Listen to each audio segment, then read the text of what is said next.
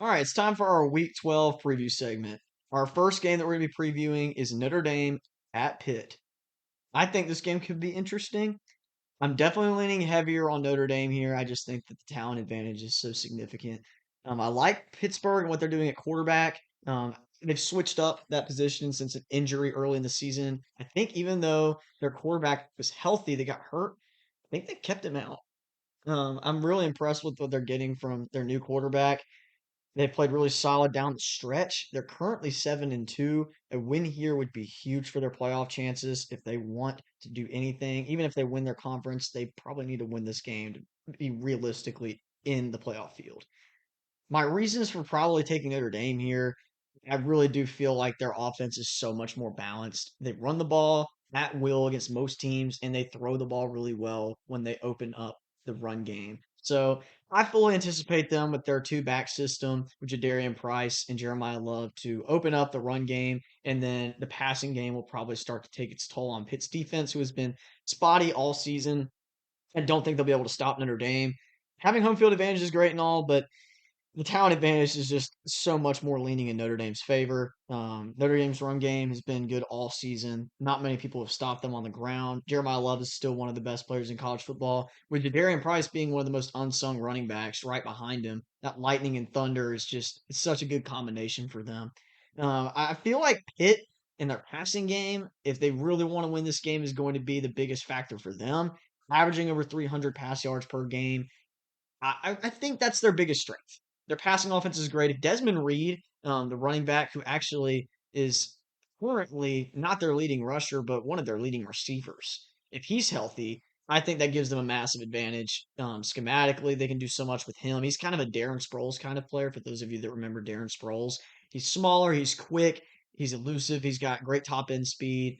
He's a really good route runner. Out of the backfield, he doesn't pose the hugest threat, but if he's healthy and he can go, he's probably going to be an impact player for them. Pittsburgh has to get the passing game going if they want to have a chance. Those are my keys to victory for them, but I like Notre Dame winning this game 37-23. Pitt's been on a heater ever since. Was it the West Virginia game? Was their last loss? I Yeah, they think. blew the game to West Virginia. Quarterback gets hurt, and then they make the change and play against Boston College. I think they won 48-7 in that game, Yeah, and they started rolling. and it hasn't been against great teams, but they've blown them out. Unlike a lot of the other teams at the top of the ACC, so there's something to be said about that. But as for Notre Dame, as you kind of said, just the talent disparity is pretty big there, especially in the trenches too. And Pitt's defense, even though they've been winning, hasn't been great against the teams they've played that do have dynamic offenses. They've given up like 30 points each of those times. So I don't think Notre Dame's going to have much pushback on that side of the ball. And Notre Dame has been improving on defense pretty much every week. So I think they're going to do enough on defense to hold off Pittsburgh. I like Notre Dame here, 38-24, to go on the road, get a solid win here. Yeah, Notre Dame cannot afford to slip up. They're like I said, Pittsburgh really does need this win too if they want to make the playoffs, but they actually still have a route to make it if they were to lose in a close game. If Notre Dame loses, they're done. They will not make the playoffs with three Yeah. losses. So Notre Dame needs this win a little bit more. I think they're a more consistent football team and they're more balanced. Their secondary is susceptible. So going back to the passing game with Pitt, they're going to need to get that going. Their one common opponent that really stood out to me was Boston College. They Pittsburgh blew them out 48-7, and Notre Dame just had a tough game against them. It was like 25-10. They needed a walk-off Yeah, touchdown to really seal it. weird one. So, you can't really judge teams off of that. I just know a lot of people like to look at common opponents. That is an interesting one to look at, but I definitely feel like regardless of that outcome, Notre Dame is still the better team. The next game we're going to preview is Alabama versus Oklahoma. This game to me profiles as probably the most interesting game of the week. I like both of these teams and what they bring to the table schematically, but they're very similar teams. Alabama has a great quarterback in Ty Simpson. Really solid, really consistent, but John Mateer, when he plays good football, can be one of the best quarterbacks in the country. Right now, he's struggling. Statistically, he's not been the greatest, but athletically, he's still one of the most gifted players in the entire country. If he comes and plays a great game home against Alabama, sorry, I think this is actually at Alabama. If he can go into Tuscaloosa and bring his A game, Bama's historically struggled against dual threat quarterbacks. When they lose games, 9 out of 10 times, it's to a dual threat quarterback system. So I think that's a huge key for Oklahoma, but I like Alabama in their profile. Their defense is really solid and their offense is really solid. Oklahoma has been spotty on both sides of the ball. Their defensive line is absolutely the best unit on the team. They get pressure on the quarterback in almost every matchup, but it really just depends on what your quarterback can do. And I think Ty Simpson just finds throws on the field that no one else is going to find. Their receiving core has been really solid. Jeremy Bernard, Latsier Brooks, and Ryan Williams. With the coming on of Josh Cuevas at tight end, it's just going to be too much for Oklahoma's secondary. Um, I think the biggest thing for me for both of these teams is their inability to run the football. Oklahoma has actually shown a little bit more life there, but each team respectively is averaging less than 4 yards a carry, with Alabama at 3.6 and Oklahoma at 3.9. Oklahoma a little bit more turnover prone. So these statistics may even out, and it may end up being a really close game. I have the final being 27-24 in favor of Alabama. I do see a little bit lower scoring, close game here. I just like Alabama to probably control this game from the get go, even though it's close. Alabama's undefeated in home games with DeBoer. I don't see that changing here. And I just don't think Oklahoma's offense has enough to keep up. I know they found some answers last week against Tennessee, but a lot of that was supplied by Tennessee mistakes. I don't see Bama giving them those mistakes this week at home. I think Alabama wins this game. I think it'll be close because that's how most Alabama games are, but I see them finding a way in this one, 24-20.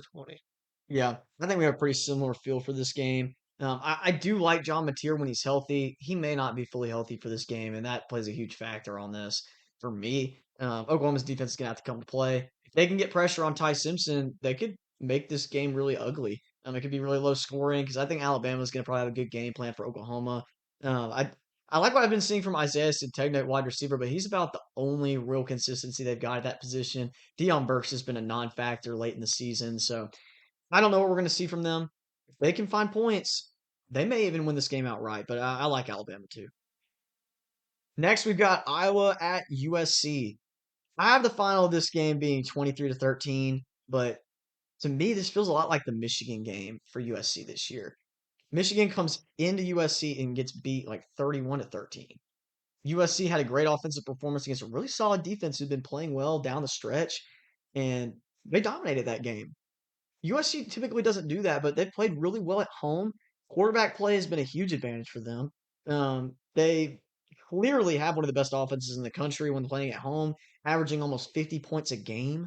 On the road, they've struggled a little bit, but I think this team is well equipped to take care of business at home against an Iowa team that genuinely hasn't had a real road test yet.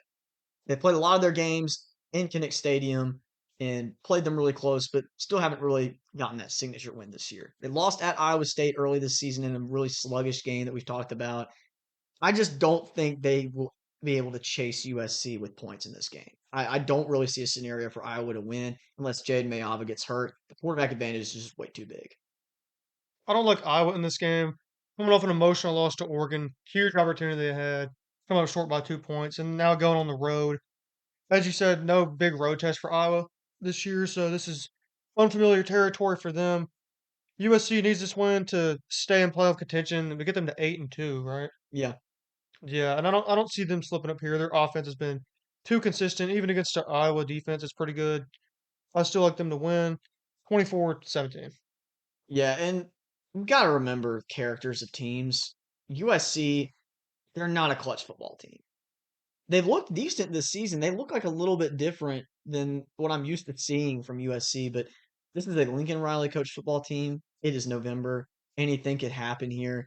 I expect them to win this game at home, but they've got a big game coming up against Oregon. I don't know how that's going to go. I think one more loss officially knocks them out of the playoff race. If they are able to win out, they'll probably still Oregon spot in the playoffs where they're ranked right now. I don't see them winning that game. I think they go ahead and get this one though, 23-13. Hopefully they can get the run game going and the defense can continue to play the way they've been playing. Next game we're going to preview is Texas at Georgia. Final in this game, I'm picking to be 31-23 in favor of Georgia. I feel like Georgia's offense against Texas's offense just profiles so much better. We've talked a lot about what Arch Manning has been able to do recently in this offense. I think it's a little deceptive. I'll let you talk a little bit more about that because you have some good insight on it. But I think that Gunnar Stockton's playing great football. Nate Frazier's coming along. He's playing really well. Chauncey Bowens is playing some good football. I genuinely like Georgia's offense over Texas in almost every single facet. Texas is averaging less than 4 yards per carry. Georgia has been running the ball very well as of the past couple of weeks, running for over 300 last week against Mississippi State, running for over 250 against Ole Miss. I'm really liking what I'm seeing from them. Passing offense has been there. The tight ends are finding a lot of separation in their passing game, which is giving the receivers a lot more one-on-one coverage. Zachariah Branch and Noah Thomas are playing great football as well. I just think Georgia's got too much. They dominated Texas the past couple of years. I don't think Sark's going to be able to pull this off in Georgia. Prime time slot. I think that Gunnar Stockton plays a really solid game and Arch Manning struggles in this one. I like Georgia's game as well. I see Texas' little dink and dunk short passing game hitting a brick wall here against Georgia. And I know Georgia's defense hasn't been the best this year, but I think they're going to have a good game plan to shut this down. If anybody can do it, I think they can. But I also see Texas defense just getting walked over by Georgia. I mean, the consistency of Georgia's offense is just incredible, and Texas defense has been susceptible at times this year. So I see Georgia getting a relatively easy win here, 35-20 at home against Texas. Yeah, I see it being competitive for the most part early. I think Georgia's going to control this game. I have it as an 8 point final spread, but I definitely see a scenario where Georgia gets into the double digits, putting Texas in a really bad position in this game, just because Texas's defense has been so spotty. Vanderbilt was able to climb back into that game last week and put on an offensive clinic against them in the third and fourth quarters. And then Mississippi State had for 3.5 quarters one of the best offensive performances anybody's had against Texas in the past couple of years. I just don't see how Georgia watches that film and Kirby Smart and company aren't able to expose Texas at home. So definitely feel good about Georgia in this game. They get past this one. Final test is Georgia Tech and Atlanta. I think they probably run the table if they win this one. All right, the next couple of games we've got, we're going to go ahead and lump these all together. These are a little bit lower profile games, but we still think have some pretty solid impact on the landscape of college football in November. We've got NC State at Miami. I think that Miami is going to pull out a close win here. I've got them winning 34-31. Feels really yucky for Miami. I feel like there's a real chance for a slip up here, but they're starting to stat pad against these lower teams in the ACC right now, trying to build a case that they legitimately should still have a chance in the playoff field. I don't think a two-loss Miami team's going to make it, no matter how they finish. They would need a complete collapse from everybody around them in the ACC to make it. NC State has a lot of upset potential. They beat Georgia Tech just a couple weeks ago. They beat Virginia earlier in the season, which was somehow a non-conference game, which is ridiculous. But NC State's got a good offense. It is in Miami. I'm going to take Miami with the defense they've got to have a couple key plays. They're going to give up some points in this game. I think they're probably going to have a couple key plays with the pass rush that affects CJ Bailey. Both of these quarterbacks have been throwing interceptions like just every single game. A couple games where they had multiple interceptions. Carson Beck had a 4 interception game against Louisville. I see a scenario where one of the quarterbacks, if not both, turn the ball over several times in this game. I think we get the good version of Miami in this game. That could be a contender, but unfortunately, that Miami doesn't show up too often. I think it does now since they're out of contention for the ACC. Like, of course, they're going to show up and play good now. I like them to actually dominate this game, 42-24. I know NC State's had some good performances, but they're not that great. They've killed, or they're taking down two Giants this year. Well, Giants. I'm calling Virginia a Giant. That was one of their wins. I don't Yeah, think that. they've got 2 upset wins. Well, a Giant in the ACC because they're still 8-2, but two big upset wins for them. I don't see that happening here. Miami's going to come out play well since they're playing for nothing. Of course, the crystal ball way. It's a 42-24 Miami. Yeah, I think those are two really very viable scenarios. And I don't feel great about Miami playing close here, but it just feels like a weird letdown spot again. Like last year, Miami just the way they finished, like losing to Georgia Tech and to Syracuse, it was just such a weird spot. You're like, that team looks so good, and now they're just like shell of themselves offensively and defensively. So I have no confidence in Carson Beck. You have brought me onto the caboose of the hate train for Welcome Carson aboard. Beck. I am pulling the horn. I'm right there. I have no confidence. So I refuse to pick Miami to confidently win any game down the stretch the rest of the season. We'll take them outright, though, against NC State at home. Next game we got Virginia at Duke. I think this one's going to be really close. I'm going to take Duke 35-34 solely because I'm uncertain of the status of Chandler Morris for this game, even though he hasn't been playing great down the stretch right now. I think that Duke has the better quarterback and the better receivers. Cooper Barkate, the wide receiver for Duke, is top 10 in the country in receiving yards. Gary Mensah is number one in the country in total yards per game for quarterbacks. He's playing incredible. And if his team was a little bit better around him, he could be a real serious threat to be one of the best quarterbacks in the country right now. Talent wise, I think he might be. I was kind of on the little, no, maybe not a hater train for him early this season, but I was down on him. The 4 million just didn't make sense for me. Duke paying him that much money to come there, but he's done about as good as he can do with what he's got around him. I've been impressed. He's made some NFL level throws, and he's still only just a sophomore. So very impressed with what I've seen from him. I think Duke has the offensive advantage here. The matchup is going to me play into a shootout most likely with how bad Duke's defense is. I actually like Virginia in this game, and that's pretty much purely just because I've learned that Duke is to never be trusted to do anything really. But this does hinge on the availability for me of Chandler Morris. If Chandler Morris doesn't play, I do think Duke wins this game. But if he does, I'm sticking with Virginia here. Yeah, I think that matters. The backup quarterback played well late in the game against Wake Forest, but not well enough to get them a win. They lose that game. So both these teams coming off of really disappointing losses. Somebody is going to be fired up in this game. I just think Duke's got too much firepower to not be the team that comes out blazing in this game. I know they lost at UConn. That's a really tough loss. But UConn almost beat Syracuse earlier this season when they were actually a solid team with Steve Angeli. So not a horrible, horrible loss, but not a good feeling for Duke.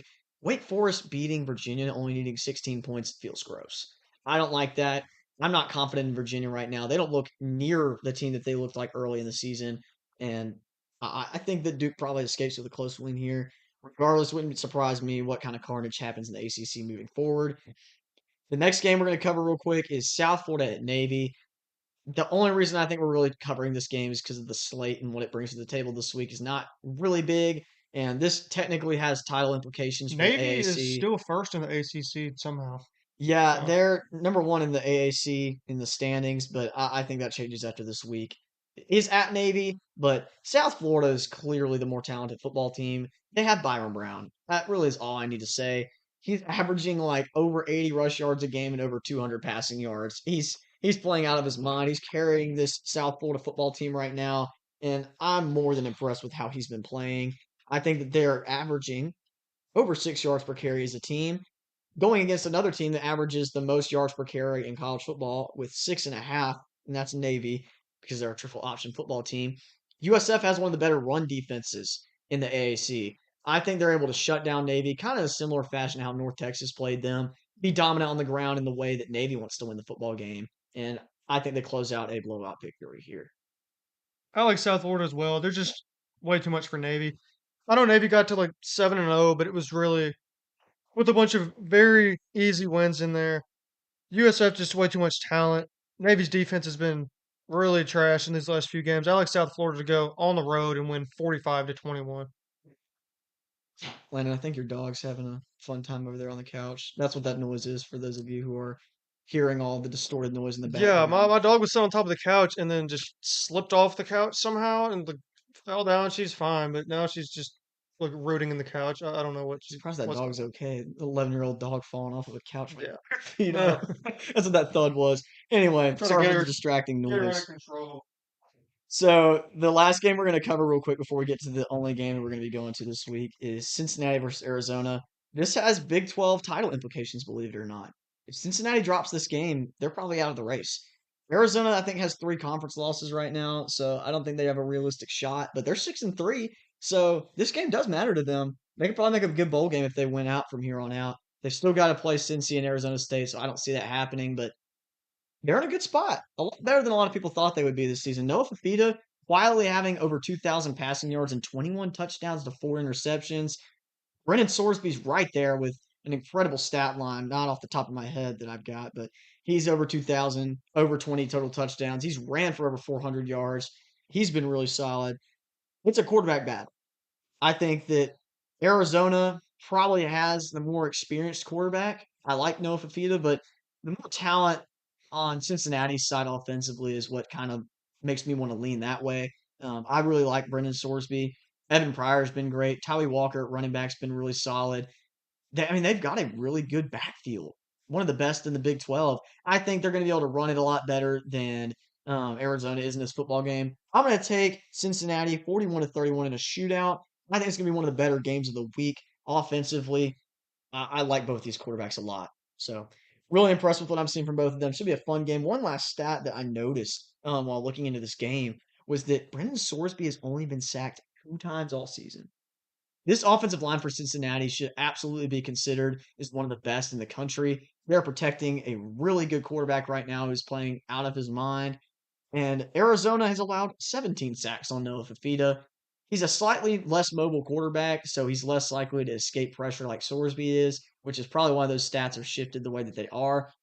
Arizona's offensive line is not terrible, but I foresee a scenario where they definitely allow a lot more pressure on Noah Fafita than Cincinnati allows on Brendan Sorsby. So I like Cincinnati here. Really interesting quarterback battle. I'll be tuning in for this one. Classic Big 12 game.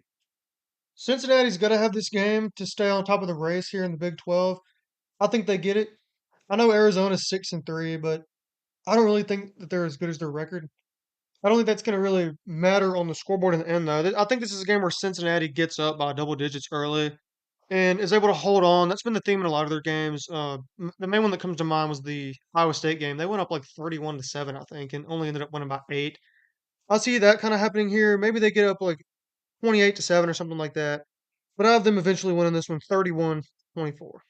Yeah, I think this one will be a lot of fun. I'm looking forward to watching that one. I always like watching Brendan Sorsby. He's super underrated. Noah Fafita has been one of my favorite quarterbacks in college football since he had that 10-3 season his freshman year. He's super talented, and that team around them just hasn't been the best, unfortunately. So glad they're having a little bit better of a season this year with him.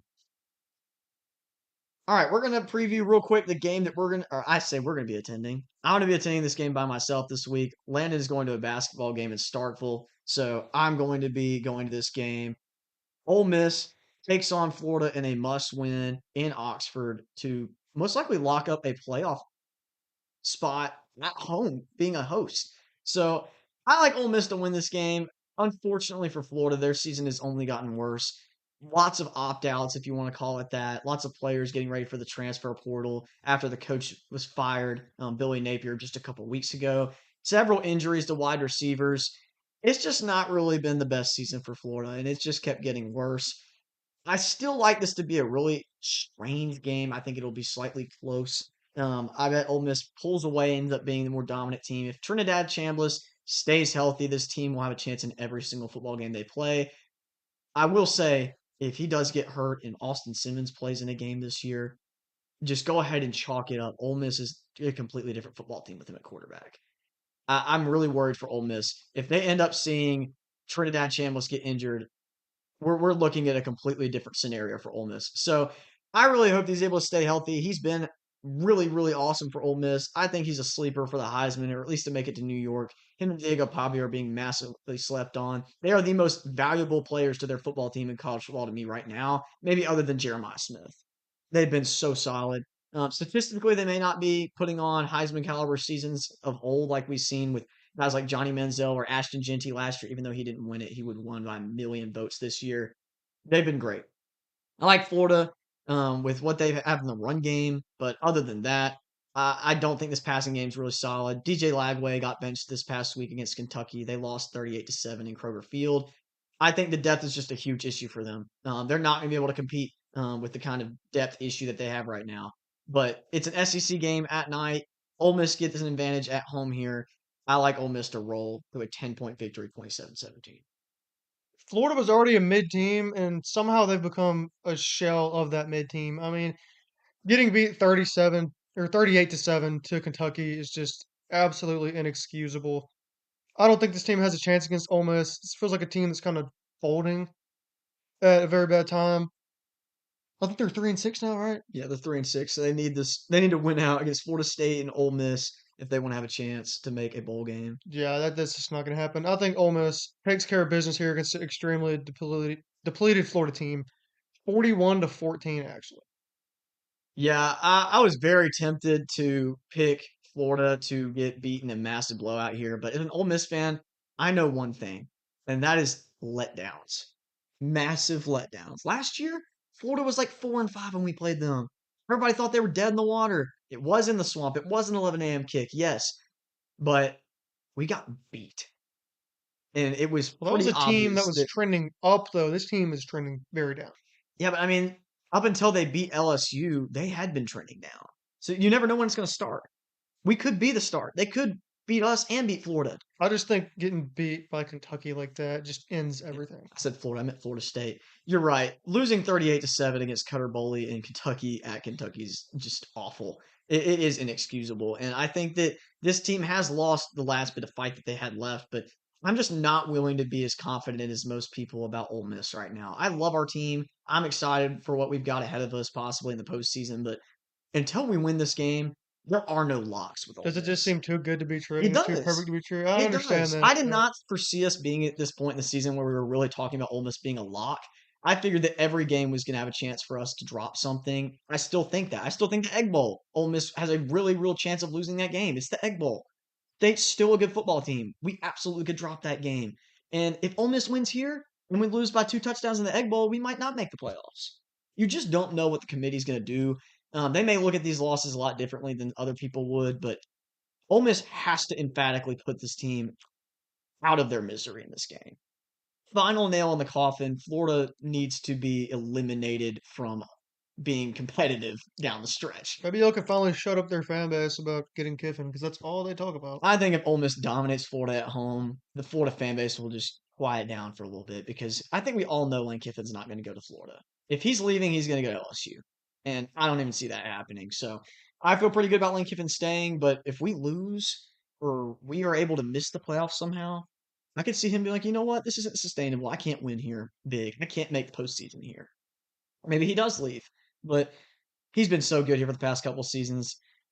I just have a hard time being confident about this game and the Egg Bowl. Even if we dominate this game, I'm still not going to feel great about the Egg Bowl. But Ole Miss and probably one of the fewer really bright spots that we've ever had as a program to be contending in the postseason. So I'm excited, looking forward to go to my final game of the season in Oxford. Should be a great environment. I hope our fans really show out for this. We've been getting a lot of hate for not showing up to games when our team is good. So hopefully we'll show out for this game and it'll be a fun one for the Rebels.